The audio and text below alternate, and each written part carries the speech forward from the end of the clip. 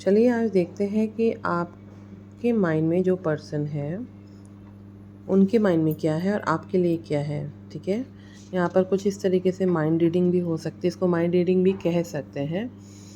ये कलेक्टिव में अपने हिसाब से रेजोनेट करिएगा, लेकिन स्पेसिफिक यहाँ पर देखते हैं कि आप जिनके लिए सोच रहे हैं वो आपके लिए क्या सोच रहे हैं और वो क्या कर सकते हैं और क्या कर रहे हैं। ओके, यहाँ पर बताया जा रहा है कि देखिए जिस पर्सन के लिए आप सोच रहे हैं XYZ जो भी है, यहाँ पर क्लियर बताया जा रहा है कि वो जो पर्सन है ही और शी अपने हिसाब से रेजोनेट करेगा।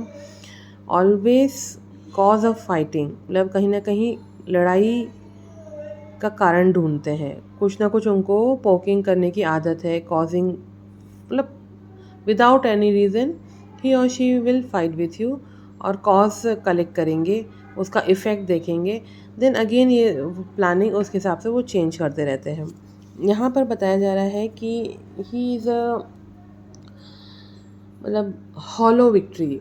कई लोग ऐसे होते हैं ना, हॉलो विक्ट्री को मैं इस तरीके से बोल सकती हूँ कि हॉलो विक्ट्री वो लोग होते हैं जो बहुत ही ज़्यादा ऑर्थोडॉक्स रिलीजन उसमें बिलीव करते हैं। वो हमेशा आप देखोगे, अगर मेरा जो एक्सपीरियंस कहता है, वो हमेशा हॉलो विक्ट्री पर हॉलो विक्ट्री वो को एक्सेप्ट करते हैं, समझते हैं कि ये मेरी जो विक्ट्री है, मेरी विक्ट्री है, that is called hollow victory. और उसके हॉलो विक्ट्री के कारण वो अपोज भी करते हैं, डोमिनेट भी करते हैं, अपनी बातों को ऊपर भी रखते हैं और सामने वालों को पुल डाउन भी करते हैं। यहाँ पर बताया जा रहा है कि इस तरह के जो पर्सन हैं, आप इन पर बिलीव नहीं कर सकते, मतलब यू कैन नॉट ट्रस्ट, क्योंकि ये एक तरीके के लायर होते हैं, बहुत बड़े लायर होते हैं। और ये आपके बात को ऐसे मैनिपुलेट करेंगे, और जब मैनिपुलेट कर देंगे तो वो एक तरीके से कॉज ऑफ फाइटिंग ढूंढ लेते हैं, राइट। तो यहाँ पर बताया जा रहा है, अगर कुछ ऐसी बात है, यहाँ पर दिख रहा है कि 3 ऑफ स्वॉर्ड्स की एनर्जी है। यहाँ पर कहीं ना कहीं कुछ ऐसा हुआ है कि आपको कुछ चीज़ें समझ में आई हो या कुछ चीज़ों में प्रॉब्लम क्रिएट की गई हो। यहाँ पर क्लियर जो चैलेंजेस का कार्ड दिख रहा है यहाँ पर, तो ये क्लियर है कि आपको क्रॉस रोड में डालने के लिए चैलेंजेस क्रिएट किए गए हैं। आपकी स्ट्रेंथ से इस तरह के जो हॉलो विक्ट्री वाले लोग होते हैं, जो ऑर्थोडॉक्स होते हैं, जो मतलब बहुत ही रिजिड टाइप के होते हैं, चाहे वो आपके बिलीफ सिस्टम को लेकर हो, उनके खुद के बिलीफ सिस्टम को लेकर हो, चाहे वो रिलीजियस से लेकर हो, इस तरह के लोगों को हमेशा विक्ट्री चाहिए होती है। और वो जो विक्ट्री है, जो हॉलो विक्ट्री है, उनकी ईगो को बूस्ट करती है। और जब इनको ईगो बूस्ट होता है तो वो एक तरीके के साथ फाइटिंग का कॉज बनाते हैं, राइट। लेकिन यहाँ पर अगर मैं स्टार्ट करूँ तो ही इज़ ट्राइंग और she is trying to control your life, control your thought, control your mind, and he wants or she wants to victory over you। अब यहाँ पर विक्ट्री ओवर यू क्या रीज़न है, let's say हम देख लेते हैं। कहीं ना कहीं एक्चुअली ये कहीं ना कहीं ऐसी रीडिंग निकल कर आई है, एक फैमिली मैटर से रिलेटेड रीडिंग निकल कर आई है। यहाँ पर बताया जा रहा है कि मतलब दिन और रात प्लानिंग प्लॉटिंग करते रहते हैं कि किस तरह सोसाइटी के आगे आपको या आपके फैमिली को या किसी भी पर्टिकुलर पर्सन को एक्सपोज करें। तो ये मेंटल गेम इसको कह सकते हैं कि पहले माइंड में कॉन्फ्लिक्ट क्रिएट करेंगे, पहले सिनेरियो बनाएंगे, पहले स्टोरी स्ट्रैटेजीज फाइंड आउट करेंगे, बनाएंगे, उसके बाद ही एक्शन लेते हैं। यहाँ पर हो सकता है कि कमिंग नियर फ्यूचर और मे बी करंट सिनेरियो में इनकी जो 1 साल की प्लानिंग है, this is a 1 year planning, आपको या आपके फैमिली मेम्बर वालों को इमोशनल कप, मैं इसको नाइट ऑफ कप की एनर्जी देख सकती हूँ, बता सकती हूँ, कुछ ना कुछ ऑफ़र करते रहते हैं। ऑफ़र करने का मतलब ये हो सकता है कि लव बॉम्बिंग, हाँ, one time he will talk like that, another time he will talk different way, and third time talk, third time fight will happen. So this is the strategy, this is the way he or she is dealing। अगर मैं इसको और आगे की ओर देखती हूँ तो यहाँ पर ये दिखाया जा रहा है कि may be he is your कार्मिक, and because of karmic these are doing all these things, हाँ, नौटंकी, drama, mind manipulation, and he is thinking or she is thinking कि I will bring you down anyhow cost।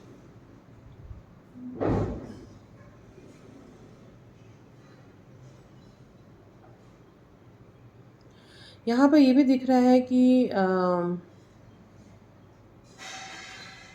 मैं ऐसी energy sense कर पा रही हूँ कि दिस इज़ अ फाइट, कि जो मैं बोल रहा हूँ, जो मैं कर रहा हूँ वही करो, नहीं तो मैं तुमको ख़त्म कर दूँगा। ख़त्म करने का मतलब है कि मैं तुमको लीगल में ले जाऊँगा। अगर मैं यहाँ पर एक ऑफ स्वॉर्ड्स की एनर्जी देखूँ ना, तो ये लीगल मैटर से भी मैं इसको कनेक्ट करती हूँ।